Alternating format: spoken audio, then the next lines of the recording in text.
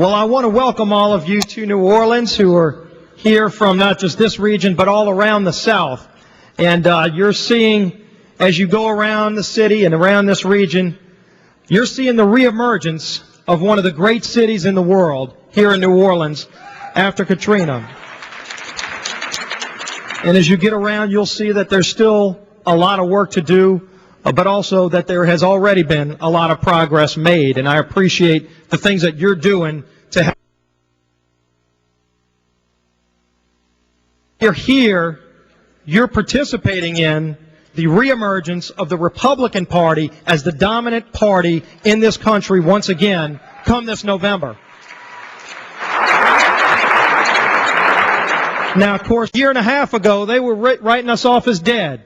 You read all the reports after the November elections and all this talk about change and everything was utopia, and if you looked in the mirror, what you saw was what you thought this president was going to do for you. And just a year and a half later, people finally recognize what that change really means, and you're seeing a shift in this country that's not just happening right now. It didn't just happen a few weeks ago after the health care bill. It started happening over 6 months ago. And then you had those elections in Virginia and New Jersey. And the American people said, we're looking at all these policies, and this isn't the change that we had bought into.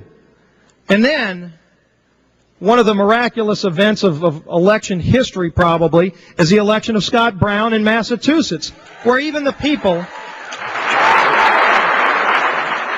imagine this, even the people in Massachusetts said, this is way too liberal even for us. And we're going to send a Republican to fill the seat that was once held by Ted Kennedy because he said he'd be the 41st vote against health care. And what drove the American people to this reemergence of conservative principles?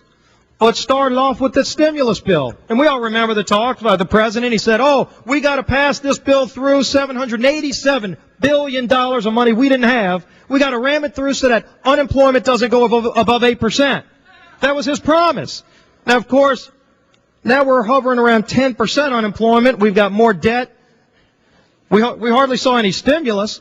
But right now, the only place in the country that's seeing economic growth is Washington, D.C. Now, the growth of the size of government is not stimulus to this economy. And yet that's what we got from that bill. And then, of course, they came with the cap-and-trade energy tax. Here's a bill that President Obama's own budget director said would increase energy costs for every family in this country by an average of $1,200 per year.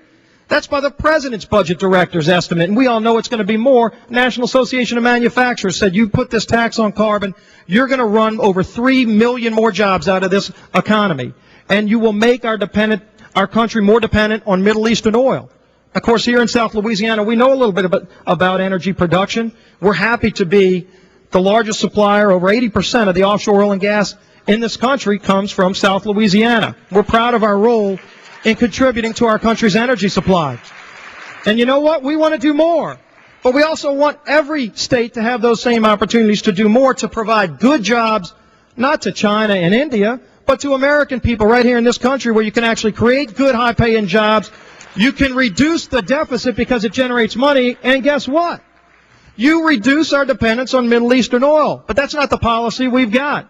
The president's got this EPA out there that's trying to be the bully of business across this country. And that's their approach, is to shut down manufacturing. So we're turning the other way and saying, no, none of this cap-and-trade energy tax. There's a better way to have an energy policy in this country. And, of course, then you saw some more policies. You saw the budget, the president's budget that doubles the national debt in 5 years. Seems like every time he goes and gives a speech about fiscal responsibility, the next day he has a bill to add more money to the deficit, dumping it on the backs of our children and grandchildren. And then he followed that up with a $1.9 trillion increase in the national debt. Increased the credit cards of the country. We'd already maxed out the credit card, and the president said, well, that's not enough. He wanted to double down. And so he did that. And then, of course, the final straw, this government takeover of health care. And if you looked at the bill, and of course, for those of us who read through it, it started off at 1,700 pages. It grew and grew and grew, and there were more backroom deals and more lies and all these other things, and it ended up over 2,300 pages. And before they passed it, they had to have another 2,000-page reconciliation bill to fix the problem in the 2,300-page bill before it was even signed into law. And of course, they give all these broad powers to the health care czar that has the authority to take your health care away from you, even if you like it. Now, wait a minute. I remember a promise where they said if you like what you have, you can keep it. Promise has already been broken. Which brings us to another point with the health care czar. What are we doing with all these czars? We should be sacking the czars. Get rid of these czars. We don't need...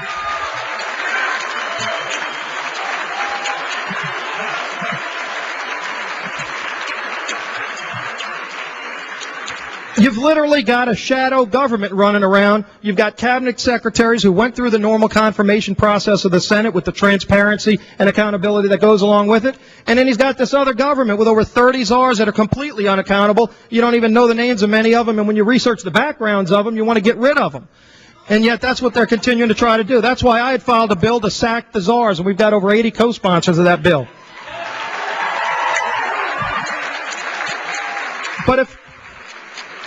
But if you really look at this health care bill, this was nothing about reform. House Republicans had a bill. We've got over 50 co-sponsors, a bill that actually reforms the health care, lowers the cost of health care. Their bill raises the cost of health care for individual families by over 10%. Ours lowers the cost by 10% without the taxes and the mandates and all the other things, including taxpayer funding of abortion that they've got, and they know they've got it.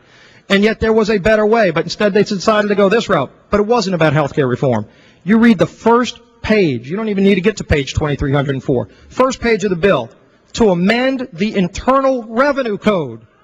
This isn't about health care. You would think there's a bill to give money to hire doctors and nurses. There's no money to hire doctors and nurses. They have a bill that would allow the hiring of over 16,500 IRS agents. Now, I don't know about you. Stimulus to me, getting economic growth, means letting our small businesses go and create jobs. Stimulus to 16,500 IRS agents in Washington to go and confiscate more of the tax dollars of the few people left paying it. That's not stimulus, and yet that's what's in their bill. And so, you know, and when we talk about the economy, this was a joke somebody told me, so y'all can feel free to laugh if you think it's funny. Somebody said a recession is when your neighbor loses their job. A depression is when you lose your job. Recovery is when Nancy Pelosi loses her job.